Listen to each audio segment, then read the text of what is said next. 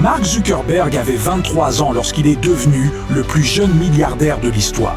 D'une simple chambre de dortoir à Harvard à 100 milliards de dollars en moins d'une décennie. Mais voici ce qu'on ne vous dit jamais. Ce n'était pas de la chance. Ce n'était pas non plus un coup de génie de programmation. Code. C'était une décision cruciale qu'il a prise à 19 ans. Une décision que 99% des entrepreneurs ne prendront jamais de toute leur existence. Et dans les 10 minutes qui suivent, je vais vous révéler précisément de quelle décision il s'agit. Voici ce que vous êtes sur le point d'apprendre. Premièrement, le principe défendu qui a poussé Mark à rejeter 1 milliard de dollars, alors que tout le monde pensait qu'il avait perdu la raison. Nous abordons cela à la 3e minute. Deuxièmement, la stratégie psychologique qu'il a employée pour rendre 2 milliards de personnes dépendantes de Facebook. 5e minute. Et troisièmement, le secret financier que l'élite de Silicon Valley vous cache jalousement. Un secret que vous pouvez littéralement mettre en pratique aujourd'hui. C'est pour la 8e minute. Mais avant de vous dévoiler tout cela, vous devez saisir l'erreur fatale qui anéantit 99% des entrepreneurs avant même qu'ils ne puissent démarrer. Et si vous voulez savoir comment bâtir un empire d'1 milliard de dollars avant d'atteindre la trentaine, appuyez sur le bouton « J'aime dès maintenant ». Regardez, voici ce qui est frappant. Lorsque Mark a abandonné ses études à Harvard en 2004, tous le qualifiaient de dément. Mais il n'était pas seul. Elon Musk a refusé des offres de plusieurs millions de dollars pour PayPal afin de miser le tout sur Tesla, à une époque où les voitures électriques étaient jugées impossibles par tous. Brian Chesky d'Airbnb était tellement fauché qu'il vendait des boîtes de céréales pour survivre. Mais il a rejeté les investisseurs qui désiraient modifier sa vision. Le schéma? Ils ont tous appliqué le même principe exact que je vais vous exposer. En 2023, une étude de la Harvard Business School a analysé 500 startups valorisées à 1 milliard de dollars. Le verdict? 87% des fondateurs ont suivi cette règle identique au cours de leurs 3 premières années. Et la plupart des gens n'en ont même jamais entendu parler. De la vente de boîtes de céréales à la création d'Airbnb, des expériences de dortoir au remodelage d'industries entières.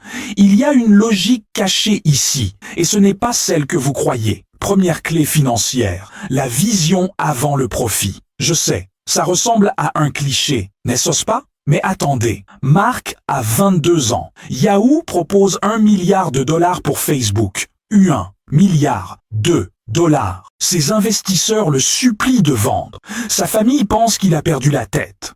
Tous les conseillers hurlent « Prends l'argent » et il répond « Non ». Pourquoi? Parce qu'il n'était pas en train de construire un produit. Il était en train de bâtir une mission. Dans son discours de remise des diplômes à Harvard en 2017, Mark a révélé une chose que la plupart des gens n'ont pas perçue. La différence majeure pour notre génération est que nous n'avons pas commencé par demander la permission ou chercher des bénéfices rapides. Nous avons commencé par créer de la valeur en priorité. C'est là que ça devient dingue. Tout le monde se focalise sur la monétisation dès le premier jour. Comment gagner de l'argent? Comment obtenir des clients payants? Comment encaisser? Mark s'est concentré sur une seule chose, connecter les gens. Le résultat? Lorsqu'il a finalement décidé de monétiser, chaque utilisateur valait 10 fois plus parce que la plateforme était devenue incontournable. Imaginez la chose de cette manière. Vous pouvez tenter de vendre à 100 personnes aujourd'hui, ou vous pouvez d'abord construire une audience d'1 million de personnes et monétiser ensuite. Le calcul est impitoyable. 1 million de personnes engagées multipliées par 101 par an équivaut à 100 millions de dollars de revenus. Mais si vous essayez de vendre dès le début, vous n'atteindrez jamais ce million.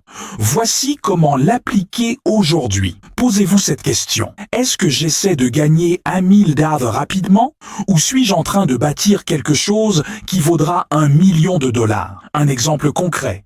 Je connais un développeur qui a conçu un outil de productivité gratuit. Il l'a offert sans contrepartie. 6 mois plus tard, il comptait 50 000 utilisateurs. Ce n'est qu'à ce moment-là qu'il a lancé une version premium. Revenu de la première année, 500 000 dials. S'il avait fait payer dès le premier jour, peut-être 500 utilisateurs et 5 000 dials. Voyez-vous la différence? Créez d'abord de la valeur. Rendez-vous indispensable. Alors, l'argent devient inéluctable. Si cela modifie déjà votre perception de l'argent, appuyez sur j'aime et abonnez-vous, car les deux clés suivantes sont encore plus puissantes. Deuxième clé financière, agir vite et briser les conventions. Move fast and break things. En 2006 à nouveau, Mark lance le fil d'actualité, Newsfeed. La réaction? De la haine pure et simple. Plus de 10% des utilisateurs de Facebook ont créé des groupes de protestation. Facebook est en train de gâcher ma vie. Rendez-nous l'ancien Facebook. La presse l'a démoli. Les investisseurs ont paniqué. Mais voici le secret. Ils savaient que ça allait arriver. Dans son discours à Harvard, il a affirmé: dans un monde qui évolue si rapidement, la seule stratégie garantie d'échouer est de ne pas prendre de risques. Il a misé sur la rapidité plutôt que sur la perfection. Le résultat? 3 mois plus tard, le fil d'actualité est devenu la fonctionnalité la plus captivante de la plateforme. Aujourd'hui, elle est le pilier de chaque réseau social existant. Le fait brutal, les entreprises qui testent et échouent rapidement innovent 10 fois plus vite que leurs concurrents perfectionnistes. MySpace essayait de plaire à tout le monde. Il prenait 6 mois pour chaque nouvelle fonctionnalité. Facebook mettait quelque chose de nouveau en ligne chaque semaine. Vous savez qui a gagné. Mais attendez, ça devient encore plus fou. Troisième clé financière, le plus grand risque est de ne pas en prendre. The riskiest thing is taking no risk. Facebook domine sur ordinateur de bureau, desktop, mais le mobile connaît une croissance fulgurante et Instagram lui vole la vedette dans le domaine de la photo. Mark a 2 possibilités. Tenter de concurrencer ou racheter Instagram pour $1 milliard. À l'époque, l'acquisition technologique la plus onéreuse de l'histoire. Les investisseurs l'ont traité de fou. Encore une fois, le conseil d'administration de Facebook a convoqué des réunions d'urgence. Vous payez combien pour une entreprise de 13 personnes sans aucun revenu? Mais Mark avait compris quelque chose qui leur échappait. Dans un monde en mutation rapide, ne pas s'adapter est le risque le plus important de tous. Le résultat? Instagram vaut aujourd'hui plus de 150 milliards. C'est 150 fois son investissement de départ. Et surtout, cela garantissait à Facebook de maîtriser l'avenir des réseaux sociaux visuels. Voici le lien avec votre vie. La plupart des gens pensent que jouer la sécurité est le choix intelligent. Obtenir un emploi stable, ne pas trop risquer, rester dans sa zone de confort. Mais dans un monde qui change si vite, jouer la sécurité est le pari le plus dangereux que vous puissiez faire. Quatrième clé financière, bâtir une communauté, pas seulement un produit. Voici le secret que personne ne vous révèle. Mark n'a jamais vendu un produit. Il a vendu un sentiment d'appartenance, belonging. Dans le discours de Harvard, il a déclaré « L'objectif, purpose, crée un sens véritable lorsque chacun peut apporter sa contribution. » Il a transformé les utilisateurs en véritables ambassadeurs, en leur fournissant des outils pour créer des groupes, des événements, des mouvements. Il leur a donné le sentiment de faire partie de quelque chose de plus grand. Pensez-y, Facebook n'a pas de valeur à cause de son code.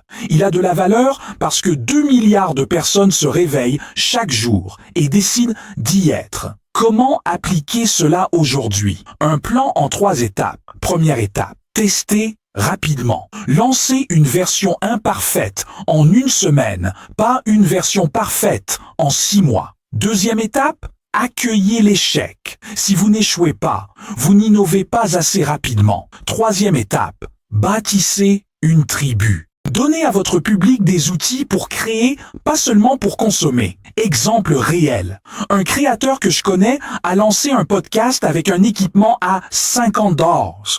L'audio était de mauvaise qualité, mais il a mis en ligne l'épisode 1 en 3 jours. Aujourd'hui, 100 000 abonnés. Son concurrent a attendu 4 mois pour avoir une installation parfaite et a abandonné à l'épisode 5 avec 200 auditeurs. L'action imparfaite d'aujourd'hui est toujours meilleure que la planification parfaite de demain, à chaque fois. Maintenant, voici la clé la plus profonde, le secret que seul 1% comprend réellement. 5e clé financière, les idées ne sont pas définitivement formées à l'origine.